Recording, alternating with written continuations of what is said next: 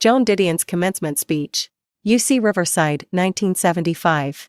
I've never talked to this many people, but this is not my first engagement as a commencement lecturer. I spoke at my 8th grade graduation in 1948, and my topic then was our California heritage. I was graduating that year from an elementary school in Sacramento County that was in a district that was just in the process of changing from rural to suburban. You know, the kind of school in which some of us had sheepdogs. Dogs that ran sheep. And some of us had fancy, Old English sheepdogs. When my talk on our California heritage began, my mother saved it for me. It was written out in pencil. 100 years ago, our great-grandparents were pushing America's frontier westward to California. Those who came to California were not the self-satisfied, happy, and content, but the adventurous, the restless, and the daring. They were different even from those who settled in the other western states. They didn't come for homes and security, but for adventure and money. There was more in that rather predictable vein. There was a part about how our great-grandparents had pushed over the mountains and built golden cities.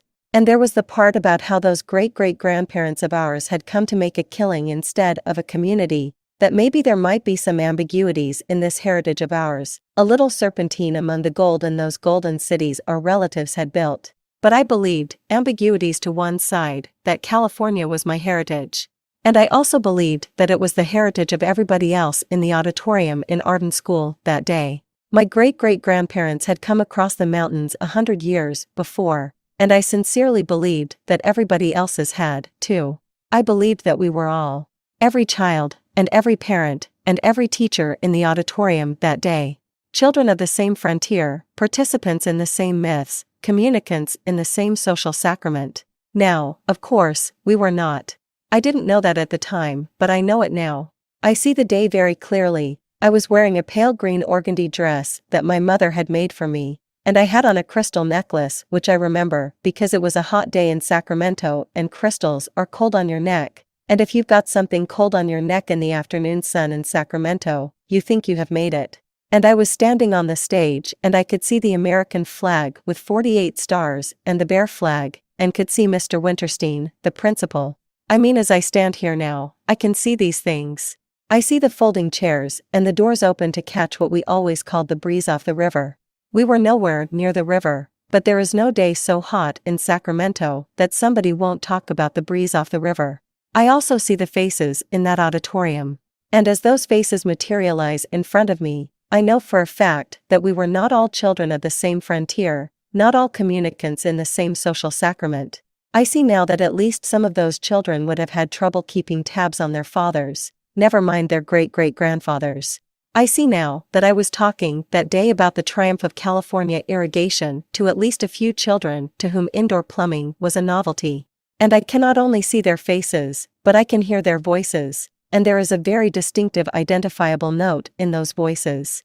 You hear the same note in my voice, because I grew up in Sacramento County, and the note you hear has nothing to do with pushing across any mountains in 1848.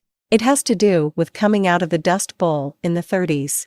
And it has to do with coming out to work in the Kaiser shipyards in the 40s. It's a particular accent that denotes a particular social convulsion, or what is called in the Central Valleys of California an Okie accent.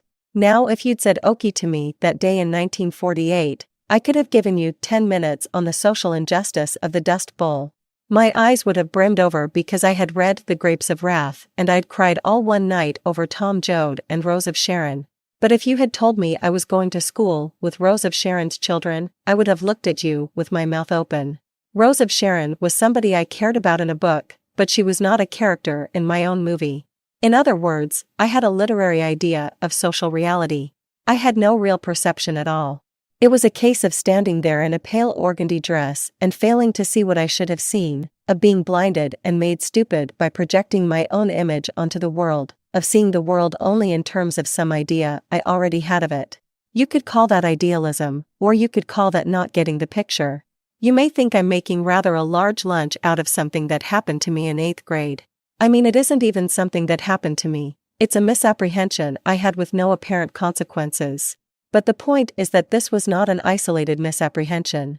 I've had to struggle all my life against my own misapprehensions, my own false ideas, my own distorted perceptions. I've had to work very hard, make myself unhappy, give up ideas that made me comfortable, trying to apprehend social reality. I've spent my entire adult life, it seems to me, in a state of profound culture shock. I wish I were unique in this, but I'm not. You may not be afflicted with my misapprehensions, and I may not be afflicted with yours, but none of this starts tabula rasa. We all distort what we see. We all have to struggle to see what's really going on. That's the human condition, providing the human is awake and living in the world which, by the way, is not as automatic as you might think, but I'll get to that in a minute. Some of you are going to spend the whole rest of your life in culture shock, and what I'm saying today is that I think all of you should. I'm talking about trying not to be crippled by ideas. I'm talking about looking out at the world and trying to see it straight, about making that effort to look out for the whole rest of your life. I doubt very much if you want to hear about the rest of your life today. And you must be very tired. All I could think about when I was making notes for this talk was how tired you must be. I remember my own last year as an undergraduate. It was at Berkeley, and all I remember was walking around in a raincoat saying over and over and over again, lines from a poem by Gerard Manley Hopkins that went, I had desired to go where springs not fail, to fields where flies not sharpened and sighted hail, and a few lilies blow. And the poem is called Heaven Haven, and that's what I wanted. A haven. And I was so tired and drained my last year of college that I think if some perfect stranger had come up to me on the campus and said, you must be very, very tired, I would have burst into tears and married him. And right away I would have felt less tired, because my main problem was that I had no idea what I was going to do with the rest of my life. And that would have settled it, at least for a minute, not very long. I'd like to talk soothingly to you. I'd like to make you feel that for this one day that somebody is taking care of you, someone knows how tired you are.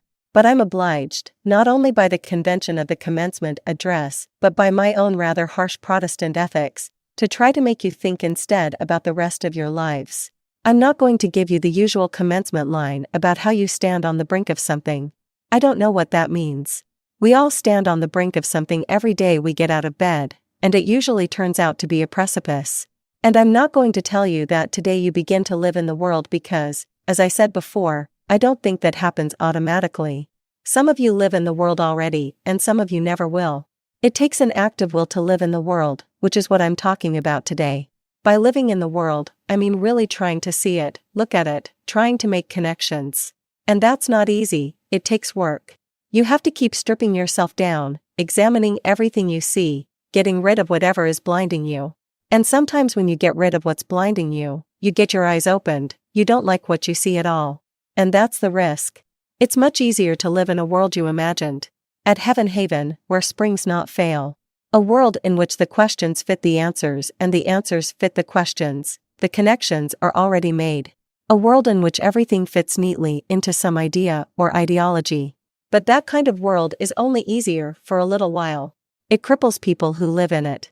And it's also dangerous in a bad way. It's dangerous to the society, it's dangerous to your own soul, and sometimes it's even physically dangerous. When you walk around blind long enough, someday you're going to fall off that precipice that I mentioned you were on the brink of. I don't need to give you a lot of literary examples of why living by an idea alone is dangerous, because you can probably think of more than I can. Let me give you an unliterary example. A few weeks ago, I spent the day reading newspapers and magazines. We get a lot of newspapers and magazines, and sometimes I read them and sometimes I don't. But on this day I had this idea that I would find out what people were thinking and get my finger on the pulse of things, my ear to the ground. So there I was this entire day with the papers. And in one paper, there was a story about sneakers. Sneakers is a social phenomenon. And in this story it told about one company that makes sneakers and how it sponsored a poetry contest. Poems about sneakers. To enter the contest, you had to be between 8 and 18. And the paper printed the winning entries. Now one of the winners was a young woman, 17, from Roslyn, New York, and her entry read this way: I'd rather be a guy in jeans than in a suit and shirt. I'd rather be a girl in pants than nylons and a skirt. I'd rather farm than live where earth is scarce and plants are few. I'd rather wear a sneaker than a shoe. I'd rather hike in the mountains than in the city's festering noise. I'd rather give my kids some clay than guns and warfare toys. I'd rather work by planting trees than on an Air Force crew. I'd rather wear a sneaker than a shoe. I'd rather drink a glass of milk than kill a baby lamb. I'd rather eat an apple than a slaughtered piglet's ham. I'd rather not use leather, which a cow's live body knew. I'd rather wear a sneaker than a shoe. Now what I want to talk about here are the sentiments, not the verse itself. There is nothing any right-minded person could object to about any of these sentiments in this verse. In the note of piety, maybe. But nothing substantive. Substantively, what we have here is pretty standard middle-60s return to innocence, back to the earth stuff. But I found myself getting very, very upset about it, very angry. Angry not at this 17-year-old from Roslyn, New York, but at the whole sloppy, simple-minded decade from which she had inherited this mess of pottage. I wanted to wake her up. I wanted to save her soul. I wanted to show her pictures from Auschwitz. I wanted to keep her from walking off the precipice. I wanted to sit her down and read the rest of the paper out loud to her. In the same paper that day there was a story about a man who had murdered his 3-year-old daughter by banging her head against the wall. In the papers that day there were definite indications that someone highly placed in the United States government had at one time put out a contract on Fidel Castro. In the papers that day every story seemed to suggest psychic and social connections and convulsions of the most dark and wrenching kind. Now I don't know how you deal with these convulsions, how you make those connections if you're sitting around in sneakers, congratulating yourself for planting a tree. Planting a tree can be a useful and pleasant thing to do. Planting a tree is not a way of life. Planting a tree as a philosophical mode is just not good enough. I was teaching at Berkeley this spring and I had the impression from the students I talked to there that not many of the people who are graduating this year are in danger of being blinded by the more obvious ideologies. For one thing, most of you grew up on that darkling plane we call the 60s, which seems, as we look back on it, a decade during which everyone lived in an entirely imagined world, where everybody operated from an idea and all the ideas got polarized and cheapened. In the 60s one either believed that America was being greened or that America was being morally defoliated. You either believed that this was the dawning of the age of Aquarius or you believed that we were on the eve of destruction. I sometimes think that the most malignant aspect of the period was the extent to which everyone dealt exclusively in symbols. Certain artifacts were understood to denote something other than themselves, something supposedly abstract, some positive or negative moral value. And whether the artifact was positively or negatively charged depended not on any objective reality at all, but on where you stood, where the polarization had thrown you. Marijuana was a symbol. Long hair was of course a symbol, and so was short hair. Natural foods were a symbol. Rice, seaweed, raw milk, the whole litany. I found myself in situations during the late 60s where my refusal to give my baby unpasteurized milk was construed as evidence that I must be on the other side. Probably an undercover. In fact, it meant nothing except that I had grown up around farms and I had known children who got tuberculosis and brucellosis from drinking raw milk. But this was a period in which everything was understood to have some moral freight, some meaning beyond itself. And in fact, nothing did. That was the peculiarity of the decade. In a way it was very touching, this whole society so starved for meaning that it made totems out of meaningless artifacts. The whole country was like a cargo cult, but it was also very destructive. Because nothing meant what it was supposed to mean. Of course, we've always lived by symbols. The human experience is symbolic. But never in my lifetime have the images of things gotten radically separated from the reality of things. You notice this particularly about language during the 60s. A lot of this came out of Vietnam. Words were used peculiarly. Meanings became obscure. We heard interdiction for bombing. Armed reconnaissance for flying low in bombing. Tactical redeployment for retreat. Incursion for invasion. Termination with extreme prejudice for killing. But it wasn't only the government which was using language that way. I was cleaning out a file drawer the other day looking at some old notes, and I think I spent that whole decade listening to people who used language for some purpose other than communication. Black Panthers and police talked the same way. Pentecostals and Maoists talked the same way. I spent an hour studying a sentence I'd copied down from a book by a Brazilian guerrilla. Now here is the sentence. The fact that our organization is revolutionary in character is due above all to the fact that all our activity is defined as revolutionary. I don't know what that means. I can track the sentence parses, but it has no meaning at all. It's like broken home, It's like culture at the crossroads. It's like ask not what your country can do for you, ask what you can do for your country. It is devoid of meaning. I don't remember trusting very much that was said during that entire decade. There's a famous exchange about the 60s between Tennessee Williams and Gore Vidal. I seem to have slept through the 60s. Tennessee Williams said to Gore Vidal, "You didn't miss much." Gore Vidal said to Tennessee Williams, "But like most famous exchanges, that's a little bit wrong. You would have missed something by sleeping through the 60s. You would have missed this astonishing period in which there were so many symbols and none of them meant anything, in which there were so many words and all of them meant something other than what they conventionally meant. It was a period in which some people began to wonder if the symbols didn't mean anything and you couldn't trust the words, if there was any objective reality at all. That was the question the 60s gave us. Was there any objective reality? That was the question most of you grew up on. And you grew up, a lot of you, correctly suspicious of ideologies and answers and easy symbols. And you're probably not in too much danger of being blinded by those things. I think what you might be blinded for, what you ought to watch out for, is the habit of saying no, the habit of not believing anybody or anything.